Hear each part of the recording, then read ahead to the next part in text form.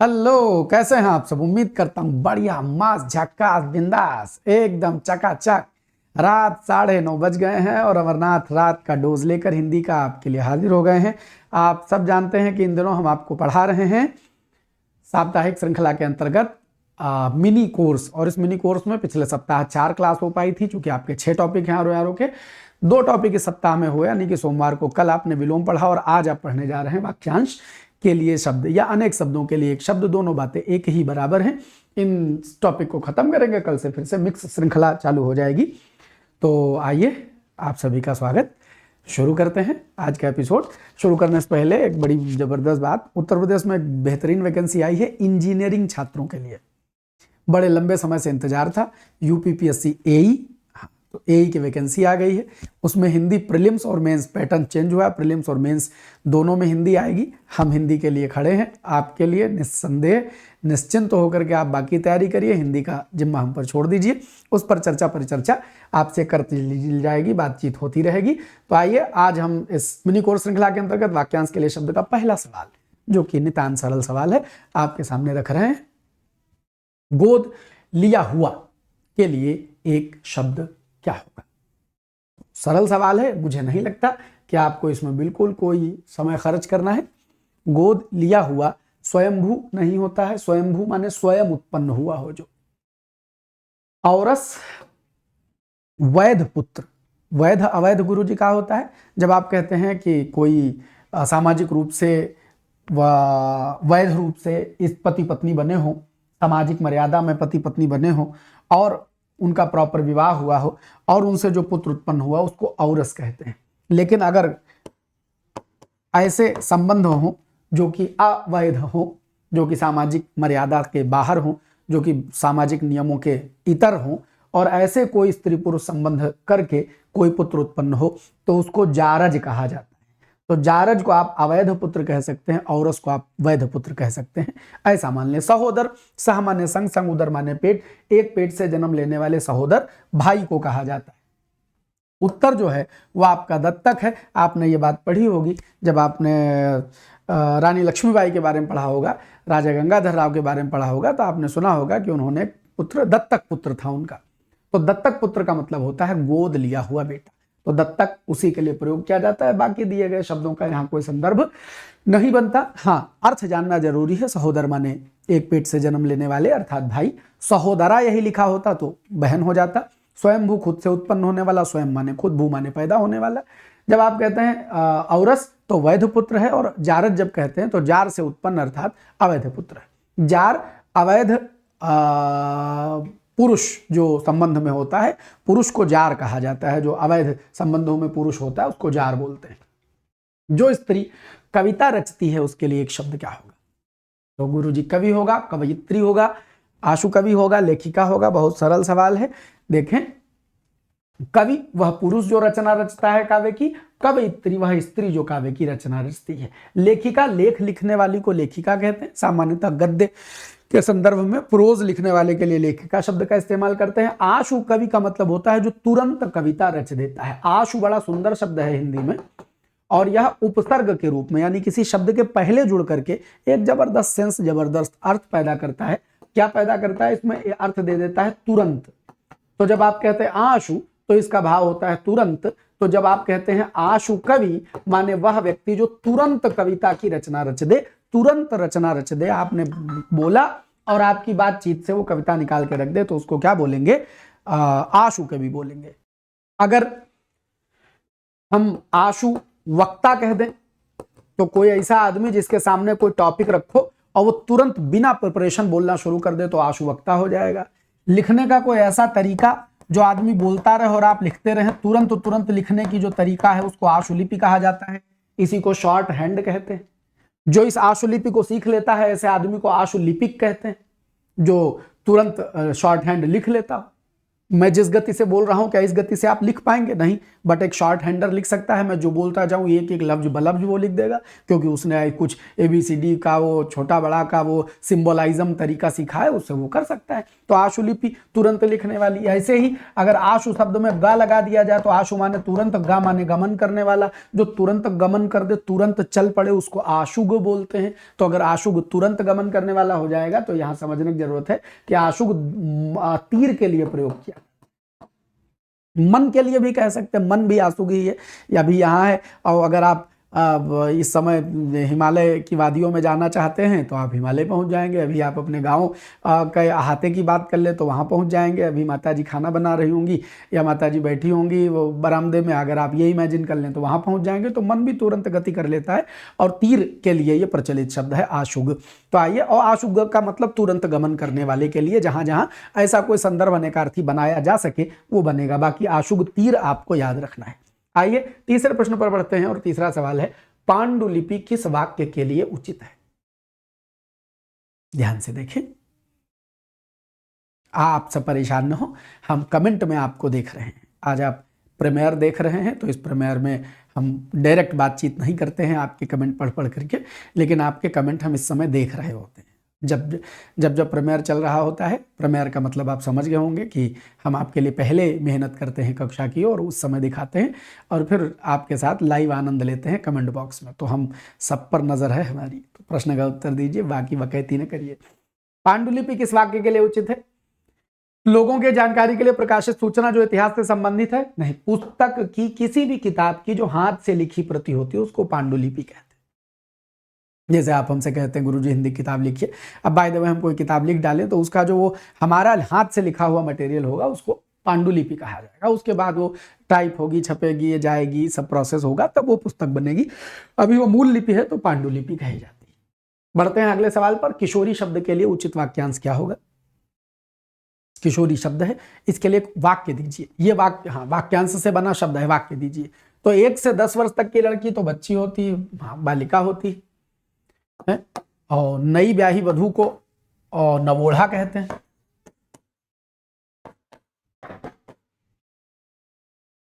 और 12 साल से 16 वर्ष की आयु की जो लड़की होती है, लड़का होगा तो किशोर हो जाएगा, लड़की हो जाएगी तो किशोरी हो जाएगी। तो और अगर जिस लड़की की शादी ना हुई हो उसके लिए शब्द खोजें, अगर ऊढ़ा से खोजेंगे शब्द तो शब्द मिलेगा अनूढ़ा। अनूढ़ा, जिसका अभी ब्याह ना हुआ।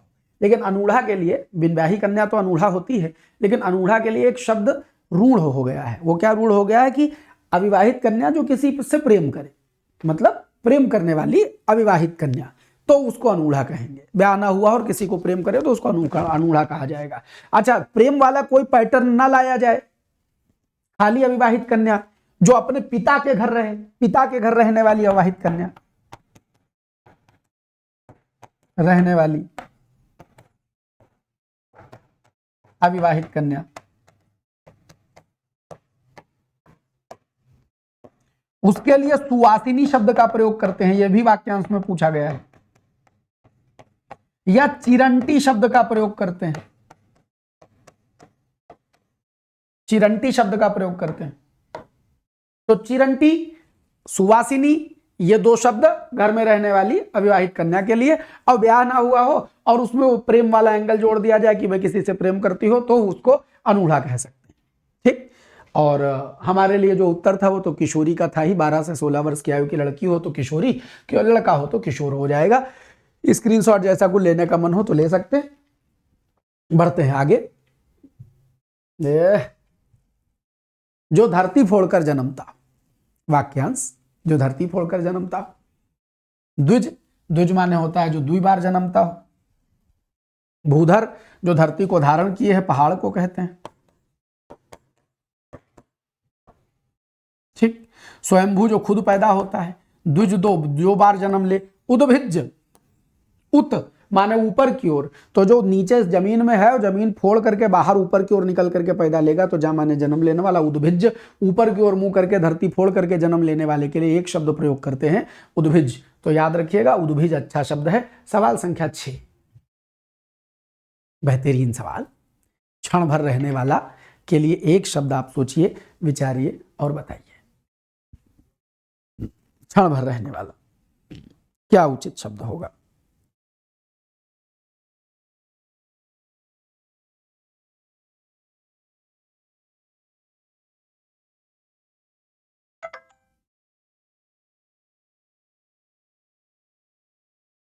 तो क्षण भर तो आप समझ गए होंगे कि बनाया हुआ खेल है। नैमिष, नैमित्तिक, निदाघ। निदाघ माने होता है गर्मी, ग्रीष्म ऋतु को कहा जाता है निदाघ। अच्छा शब्द है। ग्रीष्म ऋतु, गर्मी की ऋतु को निदाघ कहते हैं। नैमित्तिक माने निमित्त के लिए, निमित्त से संबंधित किसी कारण के लिए, किसी हेतु कोई काम हो तो उसको नैमित्तिक कहेंगे। एक ही शब्द है जो उत्तर हो सकता है और वह हो सकता है नैमिष। ये नैमिष माने क्या होता है आप अगर नहीं जानते हैं तो जानिए। निमिष माने पलक झपकने भर का समय, अर्थात एक क्षण, मूमेंट जिसको बोलते हैं। तो जो एक पल से संबंधित है, एक क्षण से संबंधित है, उसको क्या बोलेंगे? शब्द इसी निमिष से तैयार होगा, नैमिष। निमिष से संबंधित नैमिष। नैमिष क्षण भर रहे, पलक भर, जितने देर में पलक झपके उतनी देर में होके खत्म हो जाए तो उसको नैमिष कहा जाएगा। गुरुजी, नैमिषारण्य एक तीर्थ है, उसका नाम नैमिष कैसे पड़ा? तो ये जो नैमिष, यही इसी नैमिष शब्द में अरण्य लगा हुआ है।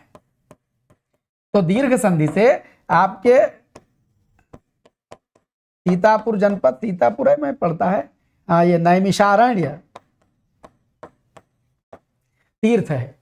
इसके बारे में कहा जाता है कि यहाँ पर ऋषि मुनि बहुत सारे तपस्या किए हैं और यहाँ पर वो जो आप क्या पढ़ते हैं कि वो कथा कहते हैं, तो ऋषि सूत या सौनक ने कहानी कही है, पूरा ऋषियों को बैठा करके और फिर ज्ञान आदि दिया है।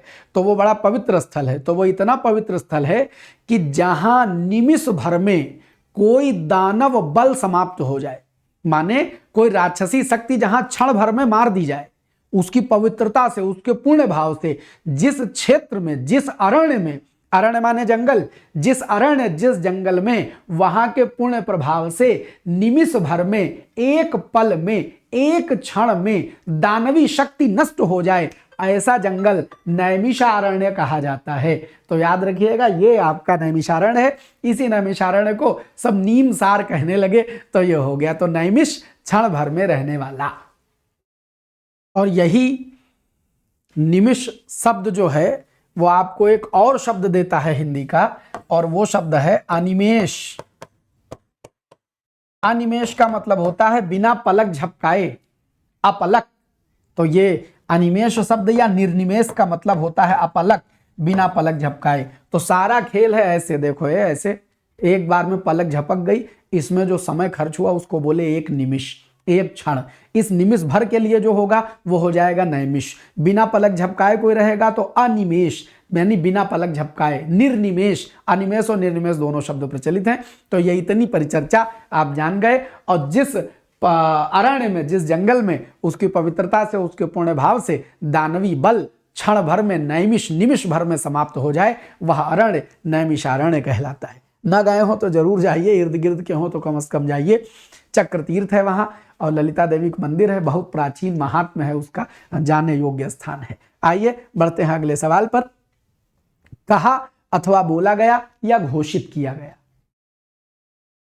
कहा अथवा बोला गया या घोषित किया गया के लिए एक शब्द क्या होगा? कॉमन सेंस लगाओ, ऑप्शन एलिमिनेट करो तब भाई लगेगा। देखो, वाच्य माने कहने योग्य, वचन योग्य। अभिसार माने मिलना, स्त्री पुरुष का मिलना या किन्हीं दो चीजों का मिलना अभिसार कहलाता है। कथ्य कहने योग्य उत्तर होता है अभिहित। गुरुजी अभिहित क्या है? अभिहित तो आप समझिए कि कोई बात अगर कही गई है, जो बात अभिव्यक्त की गई है वही अभिहित है। अभिव्यक्त की हुई बात, अभिव्यक्ति का माने का अभिव्यक्ति की आजादी को कहाँ अंग्रेजी में बोलते हैं? हाँ हाँ, वही वही अभिव्यक्ति, वही अभिव्यक्ति। अभिव्यक्ति शब्द अभिव्यक्ति से बना है, माने निकालना, अपने भीतर की बात को रिप्रेजेंट करना। तो जो बात अभिव्यक्त की गई है, कही गई है, बोली गई है, घोषित की गई है, अभिव्यक्त की गई है, उसी को अभिहित कहा जाएगा।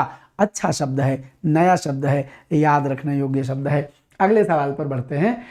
जिसने उधार लिया हो के लिए एक उचित शब्द बताइए।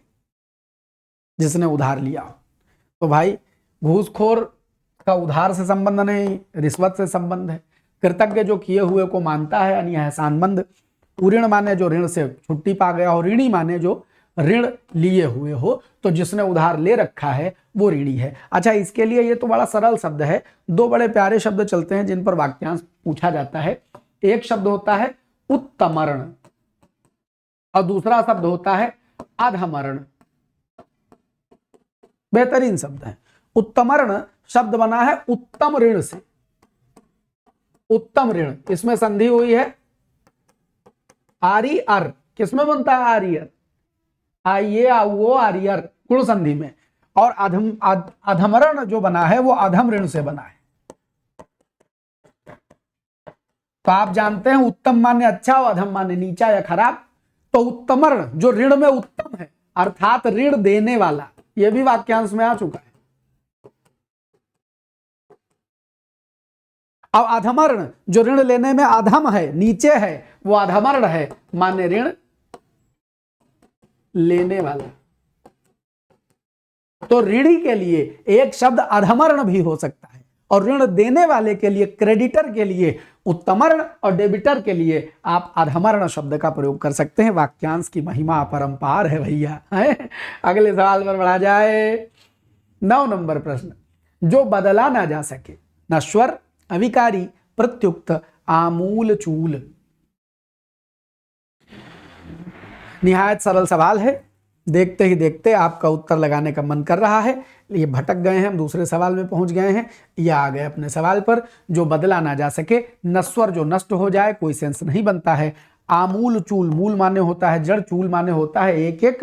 और जैसे ना कोई मेज वेज के जो दो कोने आपस में जुड़ते हैं लकड़ी का, उसको चूल कहते हैं। जहां से दो चीजें, दो लकड़ी या दो कोई कल पुर्जे आपस में जुड़ते हैं, उसको चूल कहते हैं। तो आमूल चूल माने एक एक चूल और एक एक जड़ उसकी हिला डाली जाए तो उसको आमूल चूल बोलते हैं। तो जब हम लोग बोलते हैं आमूल चूल परिवर्तन यानी पूरा का पूरा बदल दो, तो आमूल चूल परिवर्तन।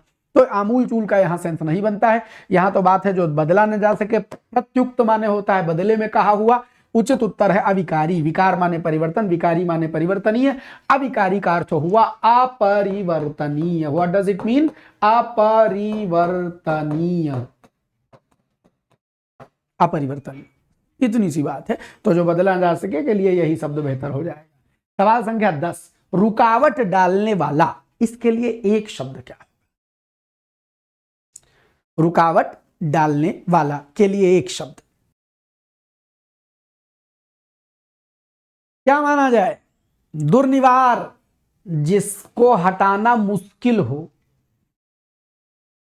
अनिवार्य, जिसे हटाया ना जा सके। अगति माने गति का न होना। वारक इसका उत्तर हो जाएगा। और ये कहा है गुरु जी वार करने वाला? नहीं नहीं, आप समझिए, मूल शब्द है वारण। वारण माने होता है रोकना। वारण माने होता है रोकना। इसी वारण का जो वार शब्द है रोकना, वही इसमें है। देखिए, वार योग्य, तो वार का मतलब वारण, उसमें अड़ा गायब कर दिया गया है, माने वार। देखिए ये जो वारण शब्द है, एक मिनट, ये जो वारण शब्द है, निवारण माने हटाना, आप जानते हैं, रोकना या हटाना। इसी निवारण योग्य को क्या कहा जाता है? निवारण योग्य, जिसको हटाया जा सके, जो निवारण योग्य है, उसके लिए क्या शब्द बनाएंगे आप बनाएंगे निवार्य। और जिसको ना हटाया जा सके, ना हटाने योग्य,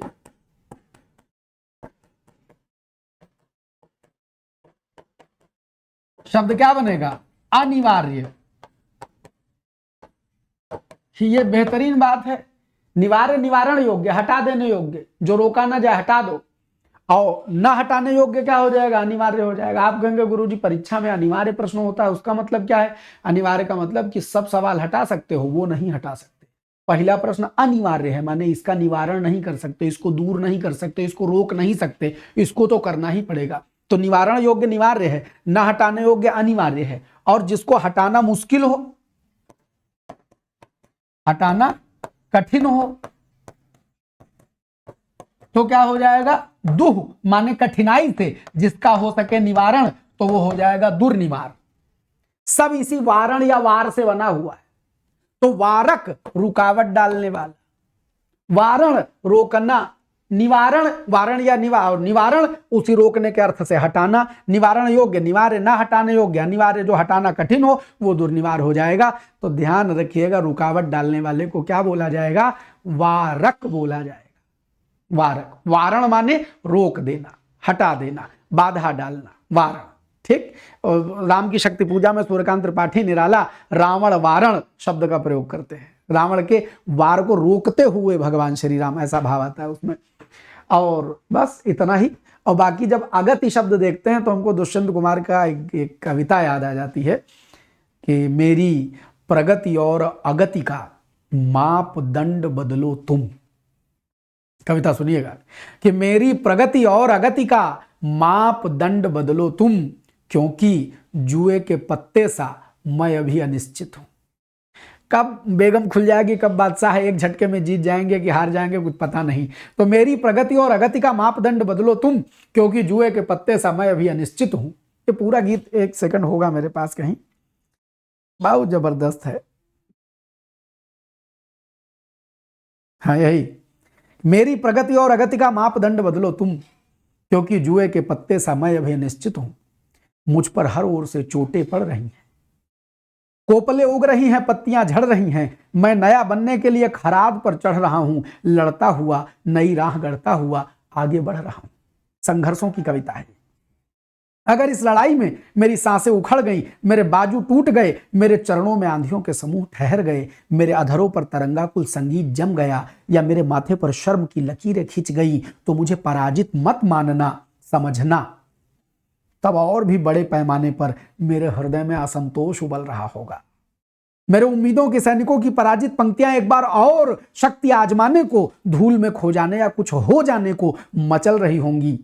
एक और अवसर की प्रतीक्षा में मन की कंदीलें जल रही होंगी। ये जो फफोले तलुओं में दिख रहे हैं, ये मुझको उकसाते हैं। पिंडलियों की उभरी हुई नसें मुझ पर व्यंग करती हैं। मुंह पर पड़ी हुई यौवन की झुर्रियां कसम देती हैं, कुछ हो अब तय है। मुझको आशंकाओं पर काबू पाना है। पत्थरों के सीने में प्रतिध्वनि जगाते हुए, परिचित उन राहों में एक बार विजय गीत गाते हुए जाना है जिनसे मैं हार चुका हूं।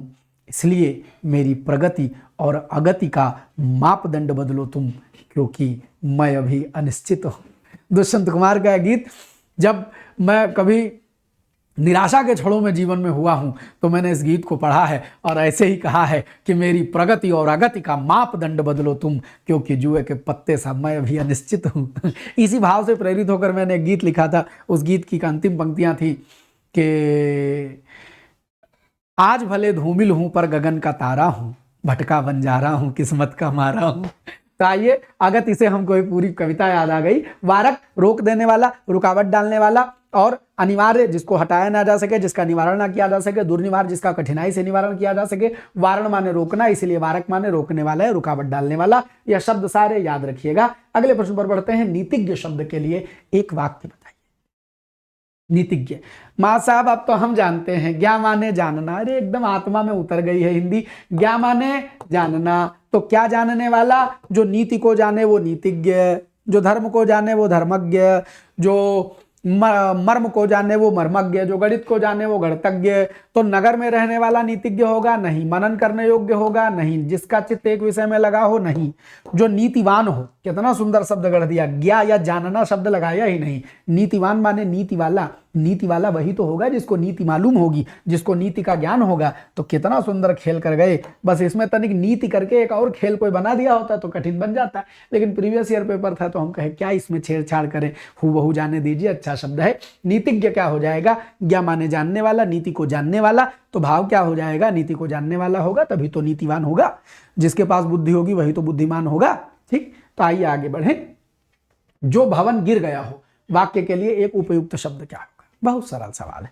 कारावास जेल को कहते हैं, खेत खेत को कहते हैं, बंजर जिस जमीन पर कुछ पैदा ना हो उसको कहते हैं। खंडहर शब्द जो है वो जो भवन गिर गया हो के लिए प्रयोग करेंगे। लेकिन आप जानिए इसका तत्सम बड़ा सुंदर शब्द है, तत्सम बड़ा बढ़िया शब्द है। खंड गृह, गृह माने घर का खंड हो जाए तो वो खंड गृह हो जाएगा, और यही शब्द हिंदी में जाके खंडहर बन जाता है। तत्सम में खंडगृह, कभी खंडहर का तत्सम कोई पूछे तो कहना खंडगृह होगा, तो खंडगृह से ही खंडहर शब्द बना है।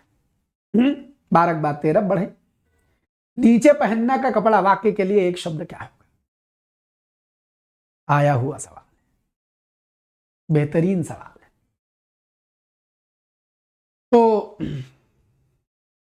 अधोभाग माने नीचे का हिस्सा, इसका कोई मतलब नहीं।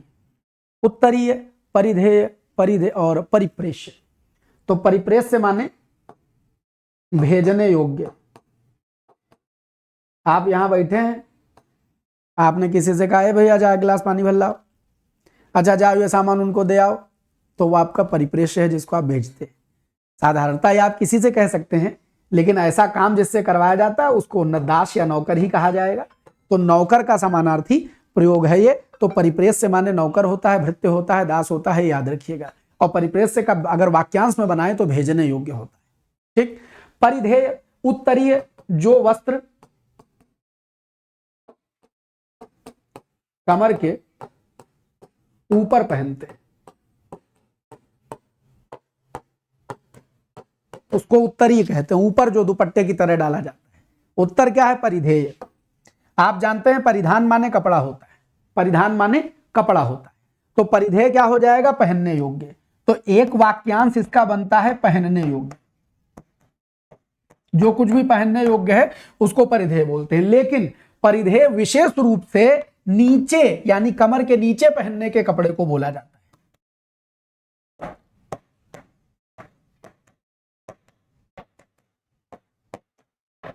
तो याद रखिएगा, खाली पहनने योग्य हो तो भी परिधेय लिख देना, और नीचे पहनने योग्य हो तो भी परिधेय लिख देना। तो बाकी परिप्रेक्ष्य से टहलुआ नौकर, और उत्तरीय ऊपर का वस्त्र, अधोभाग माने नीचे होता है, उसका मतलब नहीं। परिधेय इसके लिए उचित वाक्यांश हो जाएगा। जिसे बाहरी जगत का ज्ञान ना हो के लिए एक शब्द चुनिए। जिसको बाहरी जगत, बाहरी संसार का कोई ज्ञान ना हो के लिए एक शब्द चुनिए। कूप मंडूक, अल्पज्ञ, अकिंचन, मंथर, मंथर माने धीमा। अरे ऐसे काहे काटते हैं यार? हाँ मतलब नाराज हो जाएगा, मंथर कहेगा बिला वजह काट दियो यार। मंथर माने धीमा, ये उत्तर नहीं है। किंचित माने कुछ, अकिंचन माने जिसके पास कुछ ना हो। ज्ञा माने जानना, अल्प माने थोड़ा, कम जानने वाले को अल्पज्ञ बोलेंगे। कूप मंडूक, कुएं के मेढक को कहा जाता है जिसे बाहरी जगत का ज्ञान ना हो। कूप मंडूक जो बाहरी जगत यानी कि जिसका विस्तार ना हो, जिसकी बुद्धि छोटी हो, संकरी हो, उसके आगे वो सोचने की क्षमता ही ना रखता, उसको बोलते हैं क्या? कूप मंडूक। जैसे कुछ जने एक किताब कोई शुरू में पढ़े ना, वो वह तक अटके हैं। हिंदी एक बात कर ले, आपको एक किताब पा गए शुरू में, बस वही किताब पढ़े, उस किताब के बाहर कोई दूसरी किताब न पढ़ते हैं, न जानने की कोशिश करते हैं, तो उनको उस पुस्तक के क्षेत्र में कूपमंडूक कहा जाएगा। ना ये पहली किताब है, इसको बहुत जने बताए हैं, बस यही एक किताब अंतिम सत्य है, किताब में बड़ी छीछालेदर है, गड़बड़ है, तो कूपमंडूक कह सकते हैं। इस मामले में अपना विस्तार करना है, ज्ञान के शुद्ध रूप तक पहुंचना आपकी जिम्मेदारी है। कूपमंडूक जब हम कहते हैं, एक बार हमने किस्सा सुनाया था, कूपमंडूक असल में क्या होता है। एक बाहर का मेढक कहीं गलती से कुएं में गिर गया। आप सोचिएगा जिंदगी में लोग होते कैसे। एक बाहर का मेढक कहीं गलती से कुएं में गिर गया। अब वो कुएं में गिर गया तो नीचे सारे कुएं के मेढक उसके पास आ गए, कहने अरे भाई कैसे हो, तुम कहां से आए? कहीं हम बाहर से आए। कहें अब तो यहीं रहना पड़ेगा, अब तो आपके ही बीच रहना पड़ेगा। तो कहें यार ये तो बहुत छोटा छोटा है, बाहर तो बहुत बड़ा आसमान है, बहुत बहुत विस्तार है, यहां से वहां आसमान बहुत बड़ा है, तो और वहां पर लंबी लंबी छलांगे हम लोग लगा सकते हैं। तो एक मेढक उसमें से युवा तेज तर्रार मेढक आया और उसने कहा अच्छा, वो कुएं की इस चार दीवारी में यहां पहुंचा और यहां से छलांग लगाई और यहां पहुंच गया। फिर उसने कहा इससे भी बड़ा है तुम्हारा आसमान।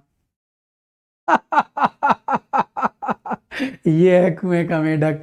वो बाहर का मेढक प्राण दे देगा लेकिन समझा नहीं पाएगा कि इससे बड़ा भी आसमान हो सकता है। तो कभी जब कूप मंडूकों में फंस जाइए तो उनसे कहिए हाँ इतना ही बड़ा है आसमान, क्योंकि वो बात तुम चाह कर भी नहीं समझा सकते, तुमको ही वो बनना पड़ेगा क्योंकि वो उनकी समझ से बाहर है। तो समझ लीजिए जब तुमको कोई मिले और समझावे कहीं इतना ही बड़ा है आसमान, तो कह दो हाँ इतना ही बड़ा है आसमान, इसके आगे कुछ चाहिए नहीं। जैसे कई लोग कमेंट में आ जाते, अभी भी आ जाते, भटक के आ जाते, हमारी क्लास के कमेंट में कर जाएंगे, ऑफलाइन कमेंट में पढ़ो, मैं कमेंट को डिलीट नहीं करता, लिखा रहता बकवास पढ़ाते हैं, बहुत बोलते हैं, तो हम सुन लेते हैं, कुछ नहीं कहते, कभी कभी लव रिएक्शन कर देते हैं, क्योंकि हमें मालूम है अभी तुम्हारी बुद्धि में बात नहीं जाएगी, अभी तो तुम वही मैराथन 1 मिनट में 5 सवाल करने वाली बुद्धि है तुम्हारी, खट खट खट खट खट खट खट। समय लगेगा, आ जाओगे जब हमारे हो जाओगे तो ये बतकही में रस मिलने लगेगा और पाठ्यक्रम यहीं से निकलने लगेगा। तो आइए कूप मंडूक के बाद हम चलते हैं खलवाट पर। खलवाट शब्द किसके लिए, किस वाक्य के लिए उपयुक्त होगा? खलवाट शब्द है और ये किस वाक्य के लिए उपयुक्त होगा? वह स्त्री जिसका पति दूसरा विवाह कर ले, रस्सी से बुनी हुई सैया, शिला पर खुदा लेख जिसके पर सिर पर बाल न हो। वह स्त्री जिसका पति दूसरा विवाह कर ले, उस स्त्री को अध्यूढ़ा बोलते हैं। एक्स्ट्रा में आ गई पत्नी, नई वाली को नवोढ़ा बोलेंगे, पुरानी वाली को अध्यूढ़ा बोलेंगे। रस्सी से बुनी हुई सैया को खटिया कहते हैं, संस्कृत में खट्वा कहा जाता है।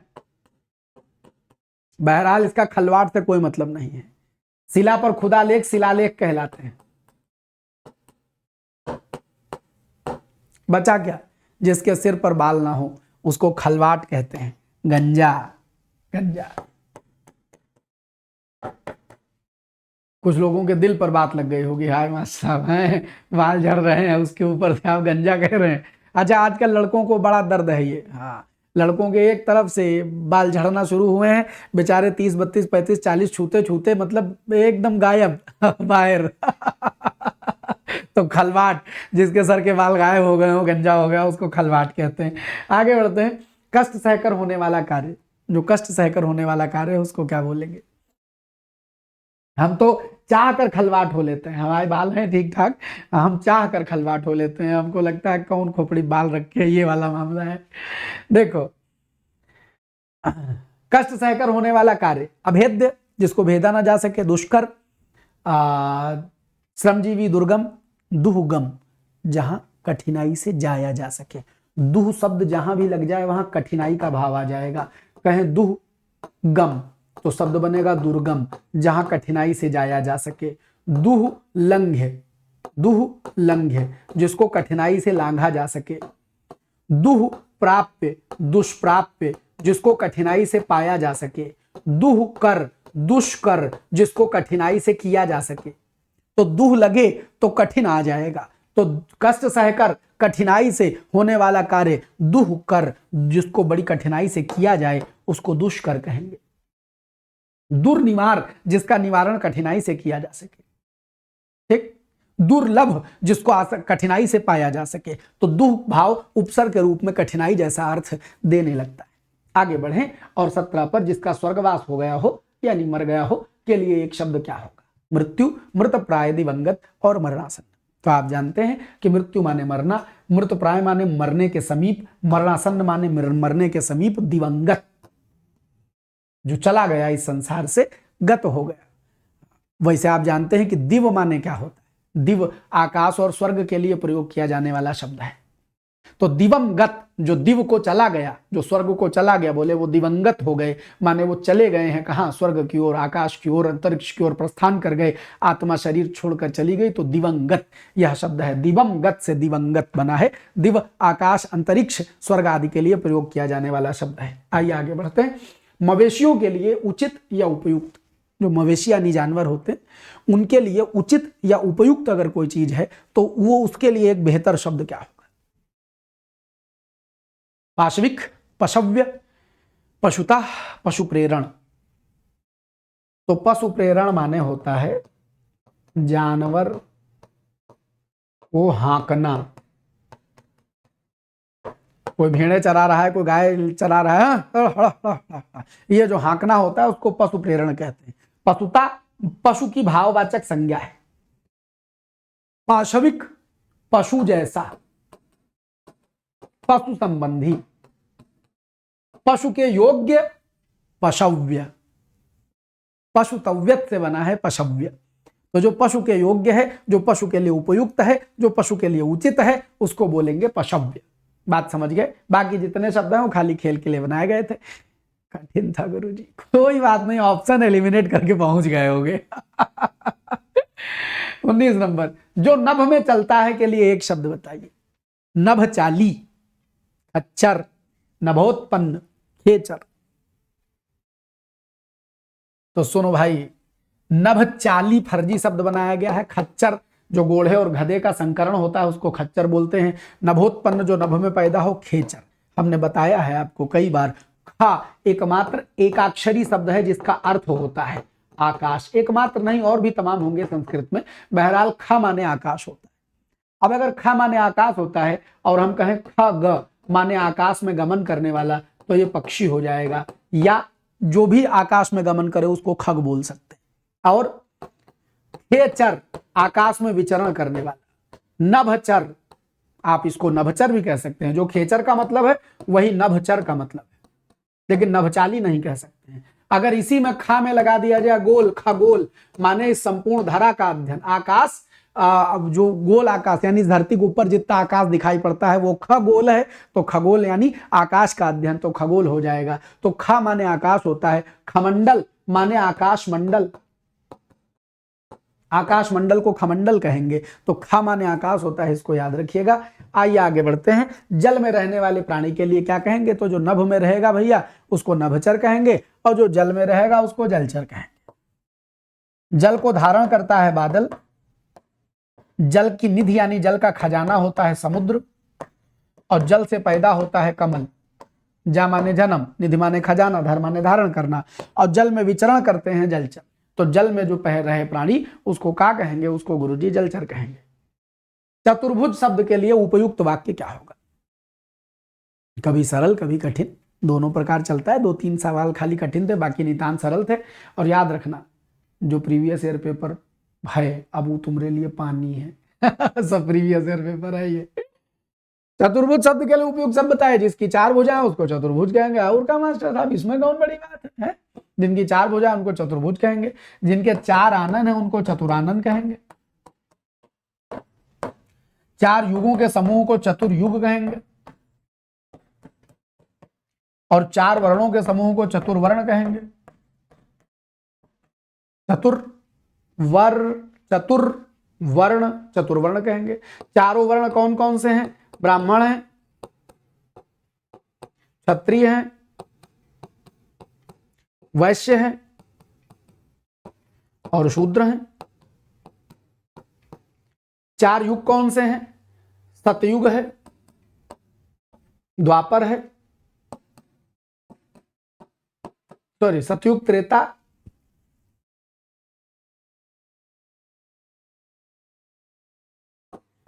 सतयुग, त्रेता युग, द्वापर युग और कलि युग। आगे युग जोड़ लीजिए। इस सतयुग का एक नाम कृत युग भी है। तो जब कोई कहे सतयुग तो कहो कृत युग, तो सतयुग ही कृत युग है, इसको याद रखिएगा। ये एंसेंट हिस्ट्री में सवाल पूछ लेते हैं कभी कभी। 4 आनन है जिनके, चतुरानन में ब्रह्मा, 4 भुजाएं हैं जिनकी, वह है भगवान विष्णु। ठीक, चलिए। तो बच्चा, यह आज की वाक्यांश के लिए विशेष कक्षा थी। कुछ आवश्यकताएं थी, कुछ व्यस्तताएं थी, इसलिए मैं लाइव नहीं ले पाया। आपके लिए रिकॉर्डेड कक्षा हमने बनाई, तो इस सेशन को ही खत्म करते हैं। जाते जाते बताना चाहते हैं, हिंदी भास्कर भाई अमरनाथ गूगल प्ले स्टोर पर हमारा एप्लीकेशन है, आप डाउनलोड कर लें। और उत्तर प्रदेश के एई वाले छात्र जो भी एई की परीक्षा दे रहे हैं, वो 1 या 2 दिनों में, मतलब संभवतः कल ही मान लीजिए, हम आपके लिए बैच लॉन्च कर देंगे। वादा किया था, नीटू नोटिफिकेशन आएगा उसके अगले रोज बैच लॉन्च करेंगे, आपके लिए बैच आएगा। और एक नियमित कक्षा यूट्यूब पर पीसीएस प्रीलिम्स के बाद आएगी। बाकी अभी डिटेल नोटिफिकेशन वाली चर्चा एक बार हम आपसे कर लेंगे। तो एई के छात्र जो भी हमको देखते हैं वो बिल्कुल परेशान ना हो। बहुत सारे कॉल आ चुकी हैं कि सर आ गया, अब तो बना दीजिए। तो आपकी जिम्मेदारी हिंदी की, हमारी है, प्रीलिम्स की भी, मेंस की भी। ठीक है, तो कथानक बढ़ाते हैं आगे।